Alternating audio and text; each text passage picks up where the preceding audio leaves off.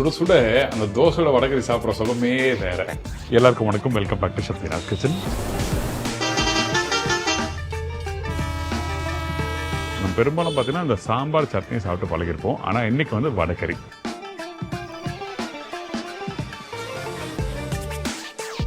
இந்த வடகறி சொல்லும் போது இந்த கல்யாண மண்டபத்தெல்லாம் எப்படி பண்றாங்க, அந்த வடகறி பக்குவத்தை நம்ம தெரிஞ்சுக்கிறோம். இந்த வடகறி நீங்க சாப்பிட்டீங்கன்னா ஹெவியாவே இருக்காதுங்க, ரொம்ப மைல்டாவே இருக்கும். ஏன் அப்படின்னு பார்த்தீங்கன்னா நிறைய பேர் வந்து பார்த்தீங்கன்னா கடலப்பருப்பு ஆயில பொடிச்சு எடுப்பாங்க. நம்ம அப்படி பண்ண போறது இல்லை. இதை வந்து நம்ம ஸ்டீம்ல பண்ண போறோம். தட் மீன்ஸ் நம்ம இட்லி வேக்காடு கொடுக்குற மாதிரி வேக்காடு கொடுத்து பண்ண போறோம். பருப்பு எவ்வளோ ஊற வைக்கிறாங்க, எப்படி அரைக்கிறாங்க, இது கூட வேற என்ன போடுறாங்க, அந்த வாசத்துக்கு என்ன கொடுக்குறாங்க. ஸோ இந்த மாதிரி சின்ன சின்ன விஷயங்கள் அழகாக நம்ம வீட்டில் மாதத்தில் ஒரு நாள் ஒரு யூனிக்கான ரெசிபி பண்ணால் அந்த டைமில் இந்த மாதிரி ரெசிபி ட்ரை பண்ணி பார்க்கலாம். இதோட செட் தோசைனா என்ன? நான் சொல்கிற மெத்தடில் நீங்கள் செட் தோசை கரைச்சி பாருங்க, ரொம்ப சூப்பராக இருக்குங்க. என்னன்னா நம்ம வீட்டில் நார்மலாக நீங்கள் தோசைக்கு உளுந்து போடுவீங்களா, அதோட கொஞ்சம் கம்மி பண்ணி போடுங்க. அப்போ போடும்போது என்ன ஆகும்னா நல்லா ஸ்பான்ச்சியாக இருக்கும். உங்களுக்கு அரிசி மாவோட டாமினேஷன் அதிகமாக இருக்கும், உளுந்து மாவோட கம்மியாக இருக்கும். இதை தாண்டி வந்து தோசையும் கிறிஸ்பியாக இருக்கும். வாங்க இந்த ரெசிபி நம்ம சொல்லி தரப்போறாங்கன்னா நம்ம ஹரிஷ் உங்கள் எல்லாருக்குமே தெரியும். ஸ்ரீ ஜனனி கேட்டரிங் சொல்லி நடத்திட்டு வராரு. கிட்டத்தட்ட ஒரு 10 to 15 இயர்ஸ் மேலே பண்ணிட்டு வராரு. நல்லா சைவ சாப்பாடுக்கு ஒரு அருமையான ஒரு இடம் அது. ஆக்ஷன். அவரை மீட் பண்ணி இந்த ரெசிபி பற்றி நம்ம கிடைச்சிக்கலாம். வாங்க போகலாம்.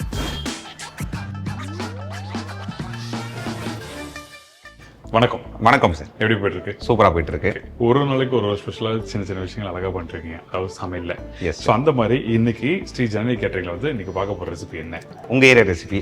எங்க ஏரியா உள்ள வராத என்ன பண்ண போறோம்? இன்னைக்கு நம்ம செட் தோசை வடகறி பண்ண போறோம். செட் தோசை வடகறி. வடகறினா சரியாப்பட்ட ஃபேமஸ். ஆமா கண்டிப்பா. மனோரமா பாட்டு பாட்டாங்க. அந்த ஹோட்டல்லே போய் வடகறி பண்ணிட்டேன். ஆமா. எது ஃபர்ஸ்ட் பண்ண போறோம்? செட் தோசை பண்றோம், வடகறி ஃபர்ஸ்ட் பண்றோம். செட் தோசைக்கு நம்ம வந்து மாவு ஊற வச்சாச்சு. மாவுல அரிசி ஊற வச்சிட்டோம் ஏற்கனவே. நம்ம அந்த அரிசி அளவா நம்ம சொல்லிடலாம்.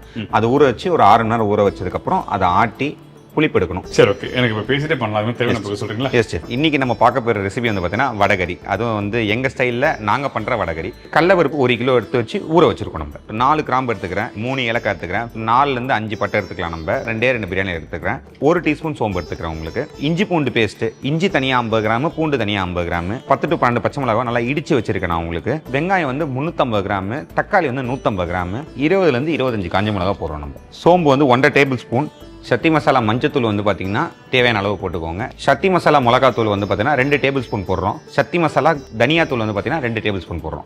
கரம் மசாலா 3/4 டீஸ்பூன் போடுறோம். நம்ம இது கருவேப்பிலை தேவையான அளவு, கொத்தமல்லி தேவையான அளவு, புதினா தேவையான அளவு, ரீஃபைண்ட் ஆயில் வந்து 200 ml எடுத்துக்கிறேன். உப்பு தேவையான அளவு, செட் தோசைக்கு தேவையான அளவு. இப்போ செட் தோசை அரைக்கிறதுக்கு வந்து பார்த்தீங்கன்னா ஒரு டம்ளர் எடுத்துக்கோங்க. உங்கள் வீட்டில் என்ன டம்ளர் இருக்கோ அந்த டம்ளர் எடுத்துக்கோங்க. அந்த டம்ளரில் 2 டம்ளர் வந்து பார்த்தீங்கன்னா பச்சரிசி, மாவு பச்சரிசின்னு சொல்லலாம். 1 டம்ளர் வந்து இட்லி அரிசி போடுறீங்க. உளுந்து வந்து பார்த்தீங்கன்னா இதில் 1/4 டம்ளர் தான் போடுறீங்க. வெந்தயம் 1 டீஸ்பூன் வெந்தயம் போடுறீங்க. சீரகம் 1/2 டீஸ்பூன் போட்டுக்கோங்க. உப்பு தேவையான அளவு போட்டுக்கோங்க. ஒரு காம்பு கருவேப்பிலையே நல்லா கிள்ளி போட்டுக்கோங்க. வடகறிக்கு செட் தோசைக்கு தேவையான பொருட்கள் சொல்லிட்டீங்க நீங்க. ஆமாம். அப்போ இந்த கடலப்பருப்பு பற்றி சொல்லுங்க. கடலப்பருப்பு பாருங்க, ஒரு 4 மணி நேரம் ஊற வச்சிருக்கேன் செஃப். நல்லா இப்போ கிட்டத்தட்ட 1 கிலோ ஊற வச்சேன்னா 1 கிலோ கண்டிப்பாக ஹீல்டு வந்து பார்த்தீங்கன்னா 2 கிலோ ஆயிருக்கும். ஏன்னா தண்ணி நல்லா ஊறிச்சுன்னா உங்களுக்கு சாஃப்ட்னஸ் ஆகும், ஹீல்டு அதிகமாகும். அந்த கடலப்பருப்பு ஓவர் நைட் ஊற வைக்கலாமா? ஓவர் நைட் வேணாம் செஃப், ரொம்ப புளிப்பு தன்மை எடுத்துரும் உங்களுக்கு வந்துடும். ஸோ இது கூட வேற என்ன போட அரைக்க போகிறோம்? இது கூட நம்ம வந்து சேர்த்து அரைக்க போது காஞ்ச மிளகாய் கொஞ்சம் போட போகிறோம். அப்புறம் காஞ்ச மிளகாய், சோம்பு கொஞ்சம் போட போகிறோம். அவ்வளோதான், வேற இல்லை. ஸோ அரைக்கும்போது என்ன பக்குவத்தில் அரைக்க போகிறோம்? நல்லா கொஞ்சம் நறுநறுன்னு அரைக்க போகிறோம் செஃப். நம்ம நைஸாக அரைக்க போகிறது இல்லை. நைஸாக அரைச்சா நம்ம ஆயிலில் வேக்காடு போட்டால் கரெக்டாக இருக்கும் உங்களுக்கு. நறுநறுன்னு அரைச்சா தான் வேக்காடு கொடுக்கும்போது உங்களுக்கு அப்படியே பந்து பந்தா லம்ஸாக நிற்கணும். ரைட்டு, அது வேணும் நம்மளுக்கு. அந்த லம்ஸுக்காக நம்ம கொஞ்சம் நறுநறுன்னு அரைக்க போகிறோம். கடலைப்பருப்பு நல்லா நான் சொன்ன மாதிரி பக்குவத்தில் குறைன்னு ஆட்டி வச்சு எடுத்துக்காட்டுவோம். அந்த அரைச்ச பக்கம் பார்த்தீங்கன்னா கெட்டியாக தான் இருக்கு. ஆமா அந்த கெட்டித்தன்மை தட்டி போட்டால் வடை நல்லா வரும். அந்த மாதிரி ப்ரோக்ராம்லாம் பண்ணியிருக்காங்க. எஸ். ஸோ இதுக்கு பிறகு நம்ம என்ன பண்ணுறோம்? இதுக்கு மேலே நம்ம வந்து ஸ்டீம் பண்ண போகிறோம். ஸ்டீம் பண்ணுவோம். இப்போ பெரும்பாலும் சில பேர் என்ன பண்ணுவாங்க, மஞ்சள் போட்டு ஸ்டீம் பண்ணுவாங்க. ரீசன் என்னன்னா அந்த கலர் நல்லா கொடுக்குறதுக்காக. நீங்கள் போடுவீங்களா? இல்லை, போட மாட்டோம். நம்ம கிரேவியில் மஞ்சள் தூள் போட்டுருவோம். அதனால இது தனியாக வேணாம். இப்போ இட்லி சட்டியில் போட்டு ஸ்டீம் பண்ணுறீங்க. ஆமாம். எவ்வளோ ஸ்டீம் பண்ணுறோம்? 12 to 10 minutes பண்ணுறோம் செஃப். நம்ம பண்ணும்போது இப்போ இது ஸ்டீம் நான் ஏற்றிட்டு வரேன். அதுக்கப்புறம் கிரேவி நம்ம ஸ்ட்ரைட்டாக ஏற்றிடலாம்.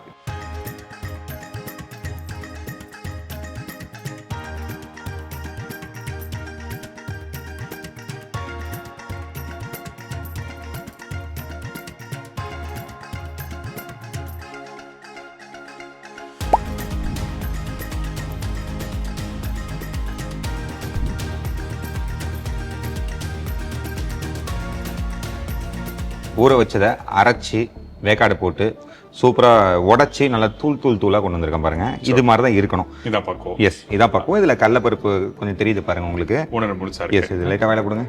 இதுக்காக தெரியுங்க இது போடுங்க செஃப். லவ்வோடயா? ஆமாம், கண்டிப்பாக. அதுக்காக தரல ஆக்சுவலா. அதில் உப்பு இருக்கா, வெந்த இருக்கா, காரம் இருக்கா சொல்லி செக் பண்ண சொல்ல. உப்பு இல்லை. நம்ம இப்போ பொதுவாகவே வந்து பார்த்தீங்கன்னா காஞ்சி மிளகாய் வந்து யாருமே போட மாட்டாங்க வடகரிக்கு. நம்ம ஆயிலில் போடும்போது காஞ்சி மிளகாய் போட வேணாம். ஆனால் வேக்காடு பண்ணும்போது ரொம்ப சப்புன்னு ஆகிடும் உங்களுக்கு. அதுக்காக தான் காஞ்சி மிளகாய் போட்டு கொஞ்சம் பேலன்ஸ் பண்ணுறோம். அதை இன்னொன்று சோம்போட வாசமாக இருக்கு. எஸ், நல்லா இருக்கும் உங்களுக்கு. அது அப்புறம் இப்போ பார்த்தீங்கன்னா அந்த கடலப்பருப்புலாம் பார்த்தீங்கன்னா நல்லா வெந்த பிறகு மெதுன்னு பக்குவமாக இருக்கு அந்த சாஃப்ட்னஸோட. எஸ். ஓகே, அப்போ இதுக்கப்புறம் என்ன பண்ணுறோம்? இதுக்கப்புறம் நம்ம கடாயை பற்ற வச்சு ஆயிலை ஊற்றி ஓகே ஸ்டார்ட் பண்ணிடுறோம். ரீஃபைண்ட் ஆயில் எடுத்திருக்கேன். ஒரு 200 ml தான் ஊற்ற போகிறோம் ஆயில். நம்ம இருக்கு போதும்.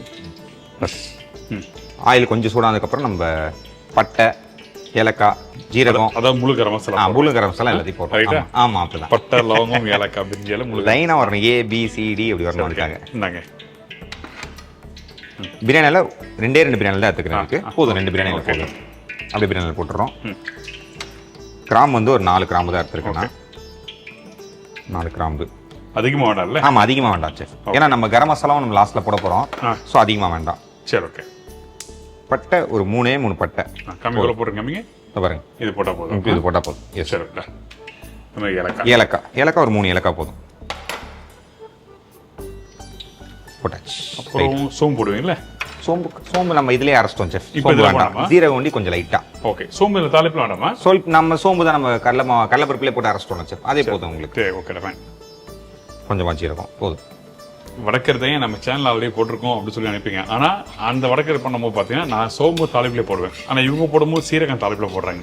சின்ன வித்தியாசங்கள் அந்த ரெசிபியோட மாற்றங்கள் நிறைய இருக்கும். அதனால விஷயம். Yes chef. இப்போ தாளிப்பு போட்ட பிறகு இப்போ இது போட்டதுக்கப்புறம் நம்ம இடிச்சு வச்ச பச்சை மிளகாய் இடிச்சு வச்சிருக்கோம். அந்த காரசாரத்துக்காக இடிச்சு வச்சிருக்கோம் நம்ம பச்சை மிளகாய். வெங்காயம் எடுத்து கொடுத்துட்டு டப்புன்னு போட்டு போட்டு நான் போடுறேன். போடலாமா? போட்டுடலாம். போட்டுருங்க, ஃபுல்லாக போட்டுருங்க. ஒரு 350 கிராம் வெங்காயம் எடுத்து வச்சுருக்கேன். கருவேப்பிலை கொஞ்சம் லைட்டாக போட்டுருங்க. இந்தாங்க. அவ்வளோதான். இதுக்கப்புறம் நம்ம பண்ணுறோம். இதுக்கப்புறம் கொஞ்சம் நல்லா நம்ம வந்து ஒரு 50% to 40% 50% வேக்காடு கொடுக்கணும். நம்ம கொஞ்சம் இந்த கண்ணாடி பதம் சொல்லுவோம், அது மாதிரி வந்தால் போதும் நம்மளுக்கு. ரொம்ப நம்ம கோல்டன் ஃப்ரை பண்ண வேணாம். நம்ம இப்போ வெங்காயம் வந்து பார்த்தீங்கன்னா 40 to 50% வந்துருச்சு. நல்லா அந்த கண்ணாடி பக்கம் வந்துருச்சு. இது போதும். இப்போ இஞ்சி பூண்டு பேஸ்ட் போடுறோம், மஞ்சள் தூள் போடுறோம், மிளகாத்தூள் போடுறோம். சரி, ஓகே. தக்காளி இப்போ போட போகிறோம். தக்காளி கொஞ்ச நேரம் கழிச்சு போடுறோம் நம்ம. சரி, ஓகே. இஞ்சி பூண்டு பேஸ்ட் நம்ம ஒரு 50 கிராம் எடுத்து வச்சிருக்கோம். அதை போட்டுறோம். நம்ம பூண்டு போட்டாச்சு. இஞ்சிக்கு அப்புறம் இஞ்சி. எஸ், இஞ்சி ஒரு 50 கிராம் எடுத்து வச்சிருக்கேன். ஓகே. ரெண்டுமே ஒரே அளவு தான் போடுறோம். ஆமாம், ஒரே அளவு தான் செஃப். S, fine. நான் அதுக்குள்ள ஒரு வதக்கிறேன். நீங்கள் மஞ்சள் தூள் எடுங்க. சரி, ஓகே. நான் எல்லாம் கட் பண்ணி தரேன் உங்களுக்கு. அதுக்குள்ள மஞ்சள். இதுக்கப்புறம் மிளகாத்தூள் போட்டுருமா? அப்படி செஃப் மிளகாத்தூள் போட்டுறோம் நம்ம. மஞ்சள் போட்டாச்சு. அடுத்து மிளகாத்தூள். நம்ம தனியாத்தூள் போடுறோம்.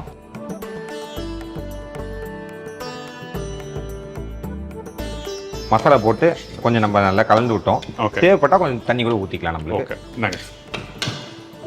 தக்காளி ஒரு 150 கிராம் தக்காளி எடுத்து வச்சிருக்கேன். 350 கிராம் வெங்காயத்துக்கு 150 கிராம் தக்காளி. Okay, done.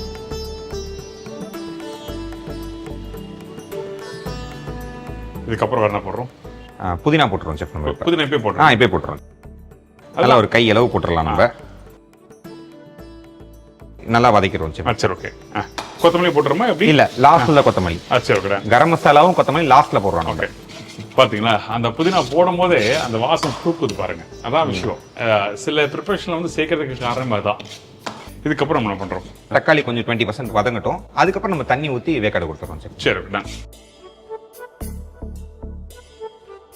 இப்போ தக்காளி நல்லா வதங்கிருச்சுன்னா நான் சொன்ன மாதிரி ஒரு 20 to 30% வதங்கிருச்சு. இப்போ நம்ம டேரெக்டாக தண்ணி ஊற்றிடும். ஊற்றுங்க செஃப், உங்கள் கையால் ஊற்றுங்க. மசாலா தண்ணி தான் ஊற்றுறோம். ஆமாம், போடலாம். இன்னும் கொஞ்சம் ஊற்றலாம். ஏன்னா கடலைப்பருப்பு நிறைய தண்ணி அப்சார்ப் பண்ணும் சீக்கிரமாக. அதனால கொஞ்சம் தண்ணி நல்லாவே ஊற்றலாம்.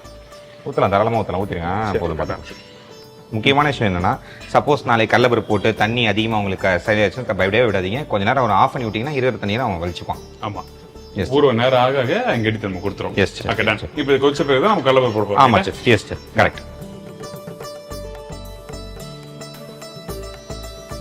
தண்ணி நல்லா கொதிச்சு வந்துச்சு. அந்த ஆயில்லாம் வெளில மேலே வந்துருச்சு. ஓகே. இப்போ போட்ட ஆயிலாம் வெளியே வந்துருச்சு. இப்போ ஓகே. இப்போ நம்ம உப்பு போடுறோம் சார். சரி, ஓகே. உப்பு போட்டு கடலைப்பருப்பு போட்டுடலாம். ஆமாம், கடலைப்பருப்பு போட்டுடலாம். உப்பு ஒரு கல்லு தூக்கலா கூட இருக்கலாம், தப்பு இல்லை. ஓகே, கலப்பரு போடும் திருப்பி உப்பு கம்மியாவது வாய்ப்பு இருக்கு. அதனால ஆனா நீங்க பார்த்து போட்டுங்க வீட்டுல. ஏன்னா நம்ம ஒரு சொன்ன பிறகு நீங்க தான் சொன்னீங்களே, அப்புறம் நான் கல்லு உப்பு அதிகமா போட்டு கொஞ்சம் தண்ணி ஊத்திக்கோங்க, அவ்வளவுதான் முடிஞ்சிச்சு. கலந்து விட்டுட்டு போடுங்க. அது போடுவா மிக்ஸ் அப்படியே போடுங்க செப், அப்படியே போடுங்க செப். பயப்பட வேணாம், எதுவும் கட்டிலாம் ஆகாது, ஃபார்ம் ஆகுது. போடுங்க, அப்படியே தைரியமா போடுங்க. பெரிய ஷெஃப் கூட இருக்குமா கவலை. சொல்லுங்க. அப்படிலாம் இல்லைங்க, உங்களோட அனுபவம் இருக்குல்ல, ஒருத்தருக்கும் ஒரு அனுபவம், ஒரு எக்ஸ்பீரியன்ஸ் இருக்கும். இப்போ இதுக்கப்புறம் என்ன பண்றோம்? இதுக்கப்புறம் கொஞ்சம் கொதிக்க வரும் செஃப். நம்ம இதுக்கு நடுவில் வந்து நம்ம வந்து செட் தோசைக்காக வந்து பார்த்தீங்கன்னா மாவு கீழே அரிசி எல்லாமே ஊற வச்சிருக்கோம். என்னென்ன அரிசி நம்ம சொல்லியிருக்கோம்னா, பச்சை அரிசி ஊற வச்சிருக்கோம், இட்லி அரிசி ஊற வச்சிருக்கோம், உளுந்து, தென் வெந்தயம் போட்டிருக்கோம். வெந்தயம் போட்டு ஊற வச்சிருக்கோம். நம்ம எவ்வளவு நேரம் ஊற வச்சிருக்கீங்க? கிட்டத்தட்ட 6 மணி நேரம் கிட்ட ஊற வைக்கணும் செஃப். அதுக்கப்புறம் வந்து நம்ம இது வந்து நைஸா அரைக்கணும் செஃப். இதை நம்ம இட்லி அரைக்கிற மாதிரிலாம் அரைக்க வேணாம். நாங்க பல்கா பண்ணாலும் பல்வரைசர் கீழே வச்சிருக்கோம். இப்படி மேல போட்டு கீழே வந்துடும். இல்ல வீட்டுல கிரைண்டர் அரைச்சா கூட நல்லா லூஸா நல்லா நைஸா அரைச்சா போதும். இந்த அது கெட்டியா இருக்க வேண்டிய பக்கம், கெட்டிலாம் ஆக்கிற பக்கம் இல்ல. சரி, இப்போ அதே மாதிரி அரைச்சி வச்ச மாவு இங்க வச்சிருக்கோம். நம்ம இது நேற்று ஸ்பெஷலா உங்களுக்காக அரைச்சி வச்சிருக்கோம். நம்ம ஷூட் இருக்கனால அரைச்சி வச்சிருக்கோம். நம்ம ஏன்னா இது மாதிரி நல்லா உப்பி வரணும் உங்களுக்கு. உப்பி வந்ததுக்கப்புறம் இதுக்கு மேலே தான் நம்ம வந்து கொஞ்சம் தண்ணி ஊற்றி மஞ்சத்தூள், கருவேப்பிலை கிள்ளி போட்டு தென் வந்து ஜீரகம் போட போகிறோம். ஜீரகம் போட்டு நல்லா கலந்துட்டு மாவு கன்சிஸ்டன்சி ரொம்ப லூஸாக இருக்கணும். மாவு ஆப்ப மாவுக்கு கொஞ்சம் மேலே இருக்கணும். மக்கள் தெரியும்னா அப்படியே நம்ம ஊற்றினா நம்ம கப்பு வச்சு நம்ம தள்ளக்கூடாது. ஊற்றினா அப்படியே நிற்கும். அது தட் மீன்ஸ் ஃப்ளோட் ஆகி அதே வந்துடும். தோசை ஊத்தாப்பமா வந்துடும். ஃபைன். அப்போ எனக்கு மாவை கரைச்சிட்டு எனக்கு தோசை ஊற்றி எடுத்துவாங்க. சூடாக ஊற்று. சரிங்களா? நான் வடகரியை பார்த்துக்கிறேன். இது என் பொறுப்பு. ஓகே.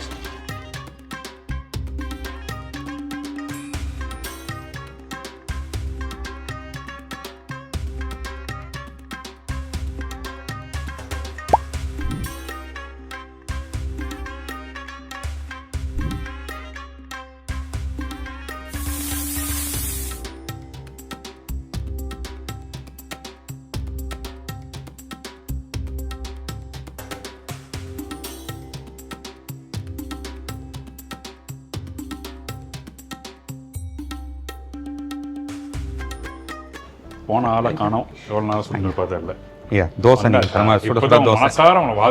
தெரியும் இல்லையா? ஒரு 2000 தோசை பறக்குது. அதுல இருந்து ஒரு 4 தோசை ஏற்றுறது கொஞ்சம் லேட் ஆயிடுச்சு. அவ்வளவுதான்.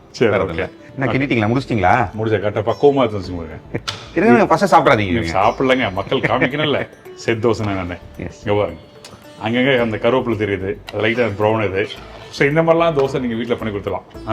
ஆனா வீட்டுல பெரும்பாலும் பார்த்தா கல் தோசை, இல்ல பிளெயின் தோசை, இல்ல முட்டை தோசை, இல்ல உருளைக்கிழங்கு மசாலா, அப்படிலாம் பொடி, இது பண்ண மாட்டாங்க. Yes, correct. இப்போ இதுக்கப்புறம் என்ன பண்றோம்? இதுக்கப்புறம் கொத்தமல்லி போடுறோம் சார்.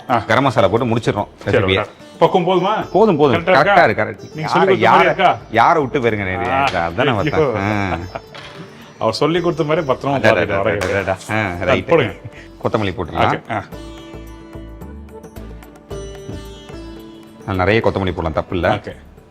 இதுக்கப்புறம் கரம் மசாலா கொஞ்சமா போடுறோம் நம்ம. சரி, இந்தாங்க சக்தி கரம் மசாலா தூள். எஸ் போடுங்க. அவ்வளோதான், முடிஞ்சு விட்டான் இவன். போதுமா? போதும், தாராளமாக போதும். இப்போ கலந்துட்டு கலந்து என்ன பண்ணும்?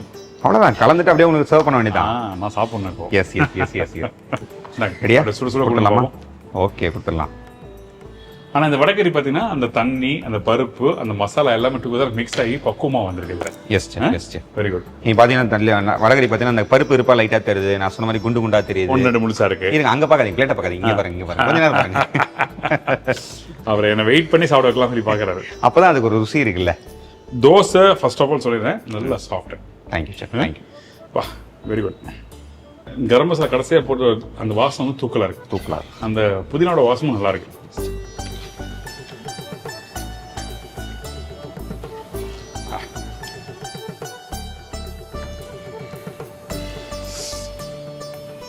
கரெக்டாக வந்திருக்கு. அதாவது அந்த அந்த காரத்தன்மை, அந்த அந்த வாசம். சில பேர் என்ன தக்காளி அதிகமாக போடுறாங்க. ஆமா, இங்க அந்த புளிப்புத்தன்மை புளிப்புத்தன்மை இருக்கக்கூடாது. ஃபர்ஸ்ட் கிளாஸ் இருக்கு. சுட சுட அந்த தோசையோட வடகரி சாப்பிட்ற சுகமே வேற. அது நான் சின்ன வயசுலேருந்தே நான் சாப்பிட்டு பழகின ஒரு இடம் இருக்கு. சைதாப்பேட்டில் மாறி ஓட்டுற போட்டிருப்பேன். அடுத்தது வந்து இங்கே ஹரிஷோட சேர்ந்து பண்ணுறேன். Really thank you. Thank you sir. Strongly recommend பண்ணுவேன். Thank you sir. அது சைதாப்பேட்டை வடகரியே வந்து ஒன்று சொல்லுதுன்னா அப்போ நல்லா தான் இருக்குன்னு அர்த்தம். ரொம்ப நன்றி, ரொம்ப சந்தோஷம். தேங்க்யூ ஸோ மச், ரொம்ப நன்றி. சரி, ஓகே, உங்கள் ஃபோன் நம்பர் கொடுங்க. Yes sir. இந்த style of set dosa vadacurry, எங்கள் ஸ்டைல் ஆஃப் செட் தோசை வடகரியை கண்டிப்பாக நீங்கள் வீட்டில் செஞ்சு பார்த்து கண்டிப்பாக கமெண்ட் செக்ஷனில் எப்படி இருக்குன்னு சொல்லுங்கள். ஏதாவது ரொம்ப சூப்பராக இருந்துச்சுன்னா கால் பண்ணி கூட சொல்லுங்கள், அதோட எங்களுக்கு சந்தோஷம் வேறு எதுவுமே இல்லை.